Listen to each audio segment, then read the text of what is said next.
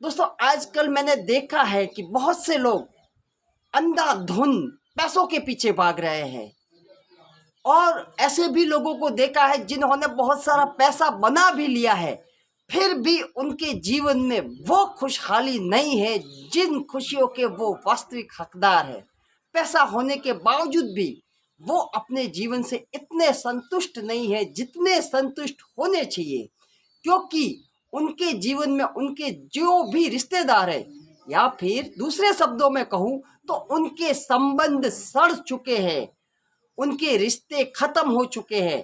दोस्तों किस तरीके से आप अपने रिश्तों को और भी ज़्यादा बेहतरीन खुशियों से भरा और शानदार रिश्ते बना सकते हैं, इसके लिए क्या किया जाए?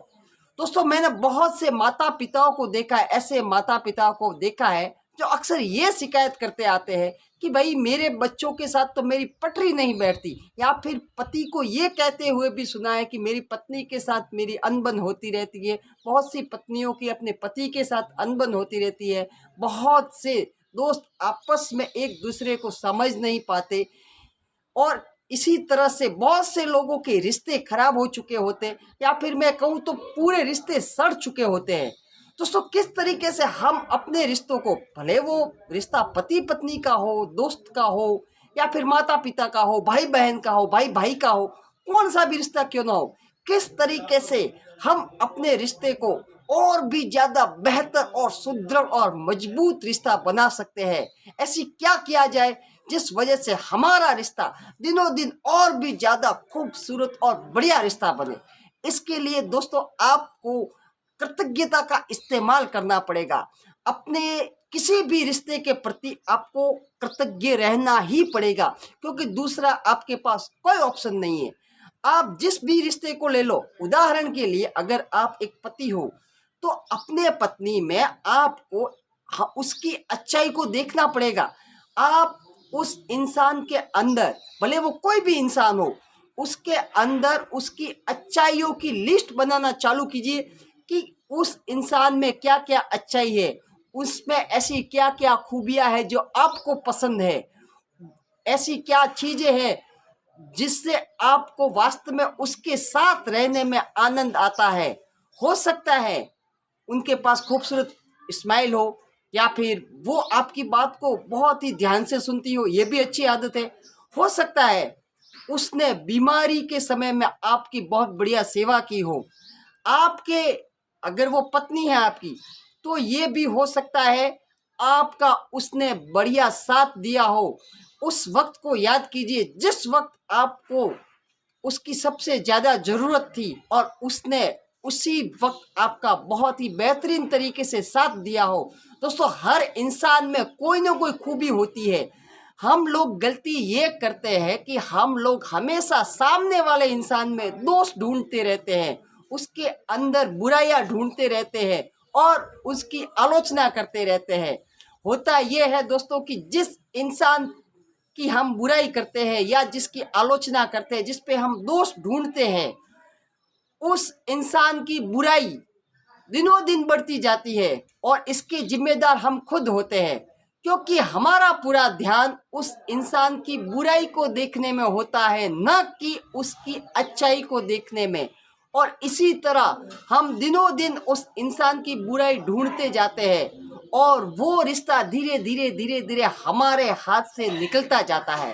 दोस्तों आज के बाद हमें करना ये है कि सिर्फ सामने वाले इंसान की अच्छाई देखनी है। आप इस बात को नकार नहीं सकते कि सामने वाले इंसान में अच्छाई है ही नहीं, क्योंकि इस दुनिया में ऐसा कोई इंसान नहीं है जिसके अंदर एक भी अच्छाई ना हो। अगर उसके अंदर बुराई है तो अच्छाई भी 100% होगी ही होगी। हाँ, ये एक अलग बात है कि आपको अच्छाई ढूंढनी न आई हो आज दिन तक। दोस्तों यही एक तरीका है, आप अपने जीवन में संबंधों को और भी ज़्यादा बेहतर संबंध बना सकते हैं और खुशियों के साथ जीवन जी सकते हैं। आप अगर एक पति हो तो आपको अपनी पत्नी की हमेशा तारीफ करनी चाहिए। क्या बात है, आज तो शानदार सब्जी बनाई है आपने, क्या बात है, आज तो आप बहुत खूबसूरत दिख रही हो। क्या बात है, आप जैसा जीवन साथी मिलकर मेरा जीवन धन्य हो गया। क्या बात है, आपके अंदर जो बात है वो किसी और में हो ही नहीं सकती। दोस्तों, जब भी आप किसी इंसान की तारीफ करते हो तो उस इंसान को वास्तव में बेहतर महसूस होता है और वो आपके लिए और भी ज़्यादा बेहतरीन बनने की कोशिश करता है। एक बात बताइए मेरे को, जब कोई आपको ये आकर कहे, आपका कोई अपना रिश्तेदार आपको ये आकर कहे कि आप जैसे भी हो, जिस भी रूप में हो, उसी रूप में मैं आपको बेहद ज़्यादा पसंद करता हूँ या फिर पसंद करती हूँ, तो आपको कैसा महसूस होगा? बिल्कुल आपको अच्छा और बेहतर महसूस होगा। तो दोस्तों, सामने वाले के साथ भी बिल्कुल ऐसा का ऐसा ही होता है। जब आप किसी की दिल से तारीफ करते हो, मैं यहाँ पे नाटकीय तौर पे किसी की तारीफ करने की बात नहीं कर रहा हूँ, मैं सिर्फ आपको इतना ही कहना चाहता हूँ कि वास्तव में आपको सामने वाले में अच्छाई खोजनी चालू करनी पड़ेगी, तभी आप अपने जीवन में रिश्तों को और भी ज़्यादा बेहतर बना सकते हो और आप एक बेहतरीन ज़िंदगी का आनंद उठा सकते हो, क्योंकि हर इंसान के अंदर कोई ना कोई अच्छाई छुपी हुई है। दोस्तों, जब भी आप किसी इंसान पर गुस्सा करते हो तो आप हमेशा खुद का ही नुकसान करते हो, जाने अनजाने में, क्योंकि गुस्सा करना बिल्कुल उसी तरीके से है जैसे कि आप सामने वाले पर अंगारा फेंकने के लिए खुद के हाथ से ही उस अंगारे को उठाते हो। उठाते ही सबसे पहले आप खुद का हाथ जलाते हो, फिर आप सामने वाले को फेंकते हो। दोस्तों, आपका सबसे पहले नुकसान होता है, इसलिए आपको किसी भी इंसान में, भले वो रिश्ता कोई भी हो, पति पत्नी, माता पिता, भाई बहन, भाई भाई, पड़ोसी, कोई भी हो, आपको हर रिश्ते में अच्छाई देखनी पड़ेगी। उस बंदे में क्या खासियत है, आपको उसका मुस्कुराना पसंद है, आपको उसका चलना पसंद है, आपको उसके बातचीत करने का जो तरीका पसंद है, उस तरीके को, उस रिश्ते को आपको अच्छे से समझना पड़ेगा और देखना पड़ेगा। वास्तव में आपको खुशी महसूस करनी पड़ेगी यार, वास्तव में वो बंदा शानदार तरीके से बोलता है, या फिर मेरी पत्नी शानदार खाना बनाती है, मेरी बेटी बहुत अच्छा खाना बनाती है, मेरी बेटी मेरे लिए बहुत अच्छी बेटी है, या फिर मेरा बेटा बहुत बढ़िया है उसके अंदर। क्योंकि आप जब भी किसी की तारीफ करते हो, और ये भले आप उसके मुंह पे मत करो, आपको अपने मन में उसकी तारीफ करनी होगी। आप अपने मन में उसके प्रति वास्तव में एहसानमंद रहना होगा, क्योंकि आपके बेटे से भी ज़्यादा बुरे और नालायक बेटे इस दुनिया में मौजूद है।